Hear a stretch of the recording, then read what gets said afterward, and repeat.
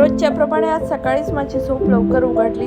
जसं रोज 5:30ला उठावं लागतं मला मुलींच्या डब्याकरता, तर आज आहे रविवार आणि झोप उघडलीच होती. तर मग मी एक्सरसाइज करून घेण्याचा विचार केला, थोडंसं स्ट्रेचिंग आपल्या घरात, कारण बाहेर गुडूप अंधार होता आणि बाहेर मी वॉकिंगला या वेळात नाही जाऊ शकत. भलेही माझा मेन रोडवर घर आहे, पण तरीसुद्धा मी थोडंसं म्हणजे मला थोडीशी भीती वाटते.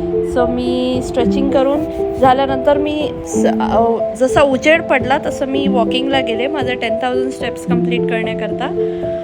तो बस वॉकिंग होऊन आल्यानंतर छान मी मस्त बीटरूट, कॅरेट आणि आवळ्याचा ज्यूस घेतला आणि त्याच्यानंतर मला नाश्ता बनवायचा होता. नाश्त्याकरता आज मी ओट्स घेतले. त्याच्यात जसं आपण दही भात बनवतो त्याप्रमाणे मी 2 चमचे ओट्स आणि त्याच्यात दही घातलं, किसलेल्या भाज्या घातल्या, म्हणजे कोबी घातला आहे मी, पर्पल कलरचा कोबी पण घातला आहे, गाजर घातला आहे, तुमच्याकडे ज्या भाज्या असतील तुम्ही घालू शकता.